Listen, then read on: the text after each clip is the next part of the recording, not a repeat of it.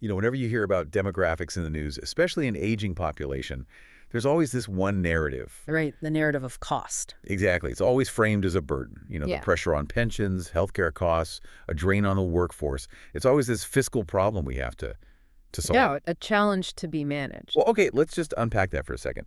The sources we're diving into today, they completely flip that script. They really do. We're looking at an analysis called the Gray Force, Montreal's Invisible Infrastructure.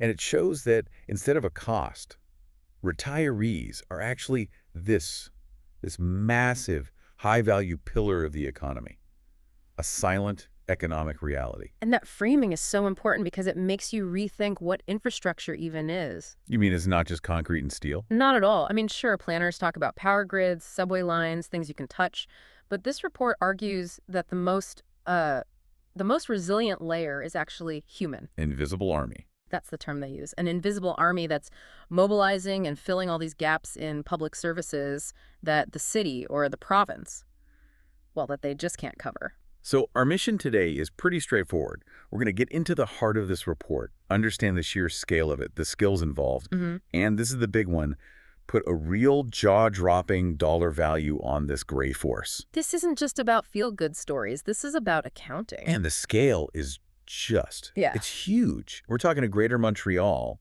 which has roughly 770,000 people aged 65 and over. It's a massive cohort, and it just completely shatters that old myth about retirement. The idea that you just stop, that you withdraw from public life. Exactly, that you stop contributing. The data from the Institut de la Statistique du Québec, Volunteer Canada, it demolishes that idea. So what are the numbers? Okay, so across the board, you've got 63% of seniors doing some kind of volunteering, formal, informal, helping a neighbor. 63%. Yeah, that's almost 500,000 people.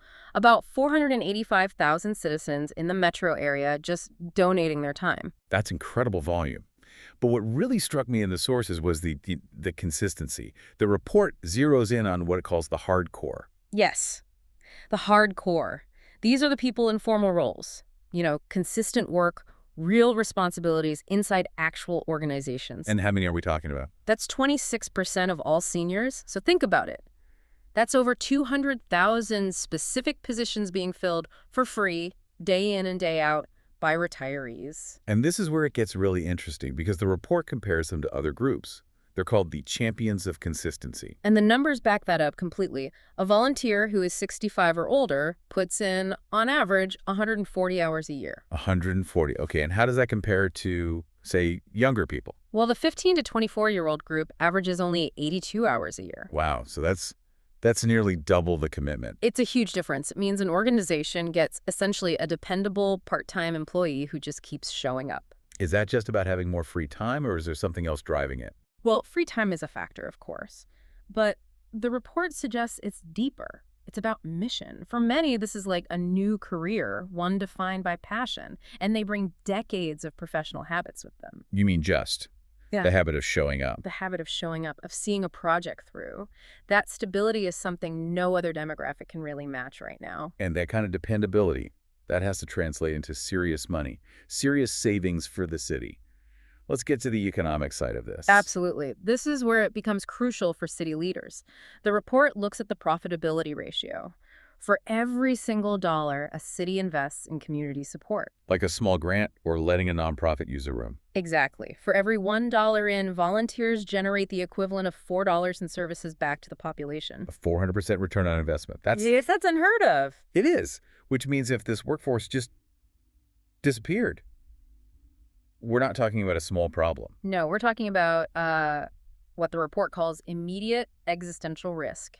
It says organizations would face technical bankruptcy. Right, technical bankruptcy. Okay, what does that actually mean for like a neighborhood food bank? It sounds so corporate. It means they couldn't operate. They might exist on paper, but they'd have to slash services.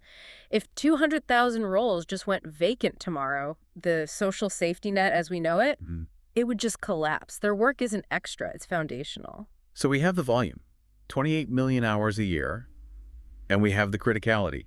How do we get from there to a dollar figure? Well, this is the big calculation. You take those 28 million hours, But you can't just multiply it by minimum wage. That's the key mistake people make. Why not? Because they aren't doing minimum wage jobs. These are often highly skilled roles. Okay, so the report uses a replacement value of $27.50 an hour.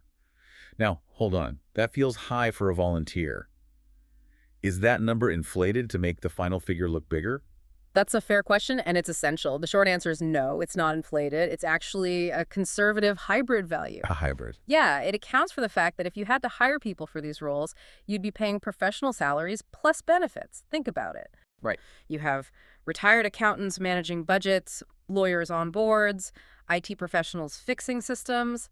$27.50 an hour is a blend, but it always includes the cost of benefits that society is avoiding. That makes a huge difference. So if we take that number, $27.50, and we multiply it by the 28 million hours, You get to the bottom line. which is, $770 million. wow. Let that sink in. $770 million.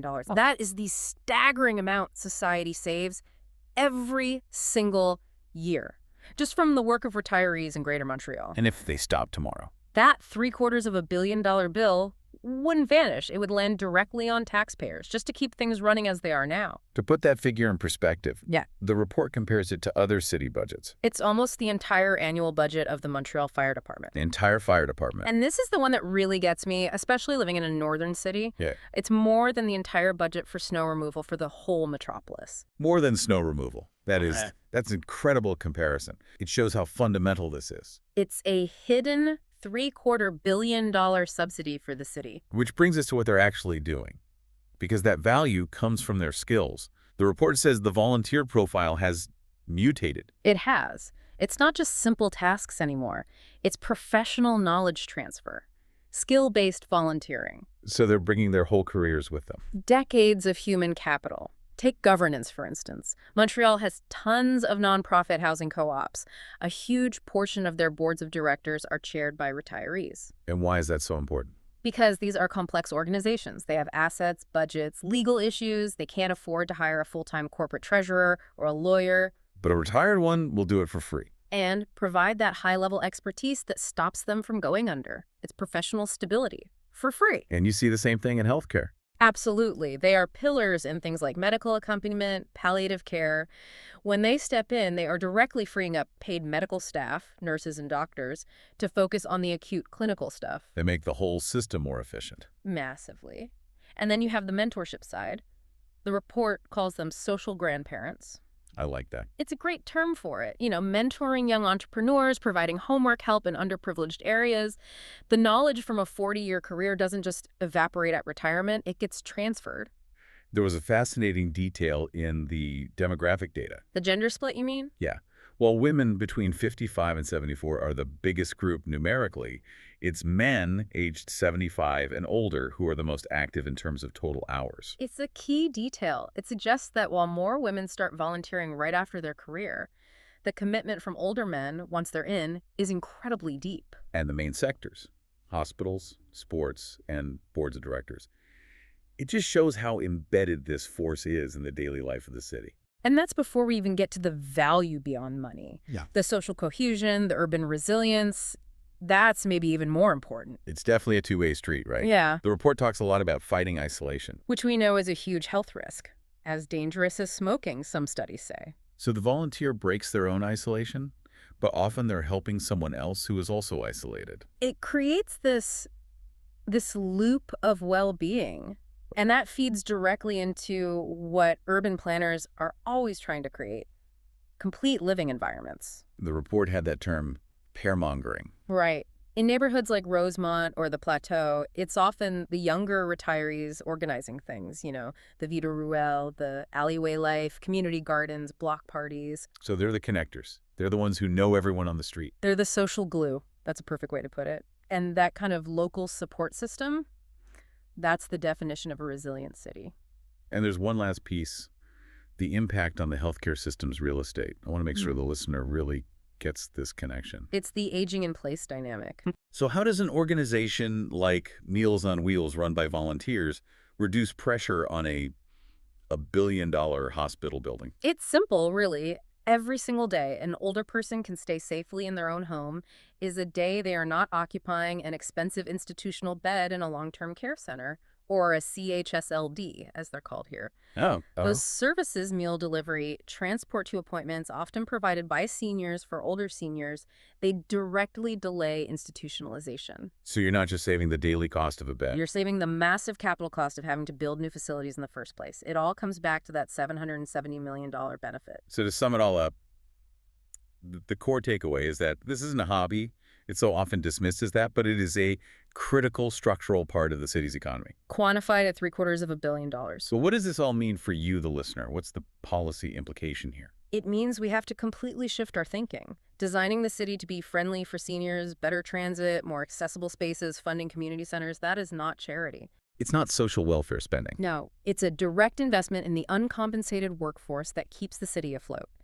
If you fail to invest in them, you're failing to invest in your own city stability. And that leads to the final provocative thought from the sources. There's a fragility here. A huge fragility. The dashboard data showed a worrying post-pandemic trend, a drop in overall volunteer hours. The core volunteers are stable, but new recruitment is down. And this raises a really important question for policymakers.